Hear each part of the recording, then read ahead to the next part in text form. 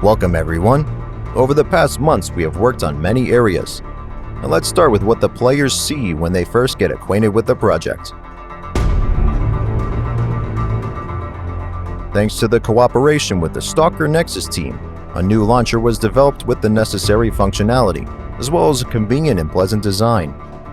Launcher is able to download and update the game, update itself, and show news about updates. In the near future, new features will appear in the launcher and it will become even more convenient. At the end of last year, we finished work on the implementation of Valve's network library, Steam Networking Sockets, which allowed us to increase the connection speed and make the network game more stable. Mutant synchronization has also been completely updated, and many other different network edits have been made. One of the most noticeable changes was the addition of the Gunslinger mod to the project, a weapon modification with modern models and animations. Note that Gunslinger mod is still in the process of adaptation.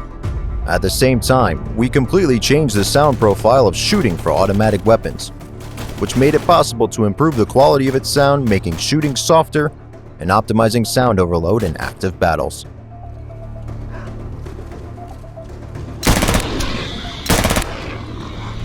All of the sounds of weapon mechanics were also reworked and brought into a single style. And work is also underway to bring the sounds of inventory object interaction into the world, so others can understand the player's actions. In addition to the weapons currently available, we implemented a stun grenade, using a model not used in the Gunslinger mod. This grenade not only works correctly in battle with players, but also scares off mutants and stalkers.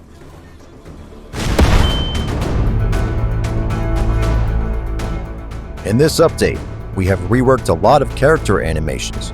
For example, movement. Most of the animation sets of running and walking have been updated, motion animations in the sitting position have been replaced, and the camera position has been adjusted. A lot of work has been done on the animations of weapon interaction. Some animations that were already present have been edited and new ones have been added. And of course, the long-awaited animations of full and incomplete reloads were added as well. Also, a checkmark has been added to the game settings to enable a hybrid sight, allowing you to aim in first person while playing from third person. The wounded condition has turned into a full-fledged mechanic, thanks to which the player can crawl to shelter or wait for the help of a friend. Ну чё разорался? Сейчас помогу. In Update 073, in between waves, players will be able to communicate with others through gestures animated from both first and third person, or you can even play the game.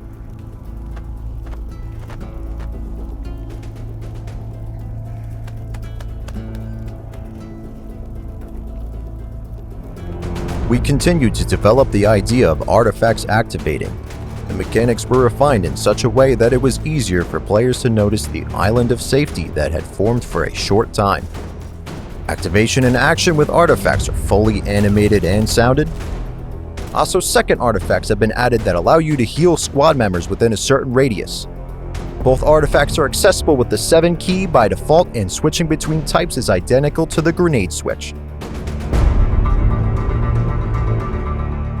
We did not forget about the interface.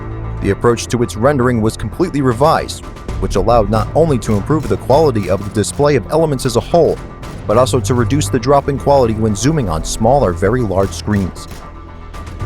As for the structural and visual parts of the interface itself, they were redesigned for the sake of better readability and versatility.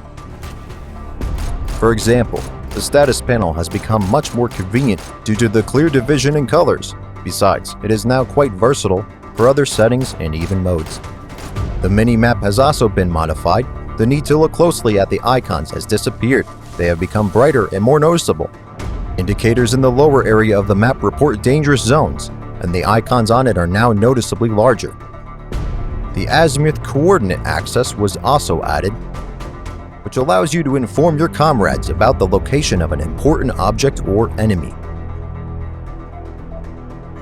The squad panel now takes up less space and provides the player with not only more detailed information about the status of a friend, but also data on the availability of important items. The Unity Mechanics indicator has been moved to the squad panel and become more noticeable. In addition, the chat was brought to mind. For example, its size is increased. Let's clarify that the interface is still in development and will be repeatedly supplemented and improved. The barrier map of the defense mode has been slightly modified and refined, and new ones have been added. Outposts, Novice Village, and Spatial Anomaly. Added restrictions of the game area are on all maps. After getting into these zones, your character dies after a short period of time.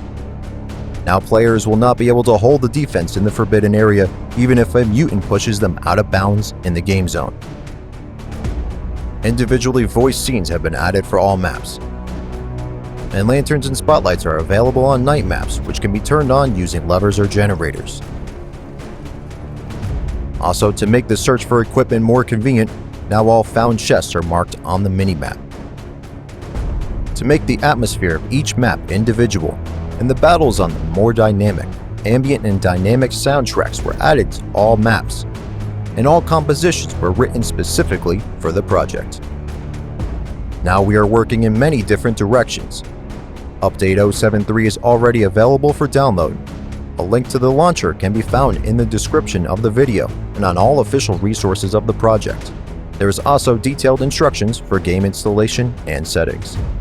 You can join us in the ModDB community and Discord server, and also support our work on Boosty and Patreon. Thank you for all your support, and we hope you enjoy the game.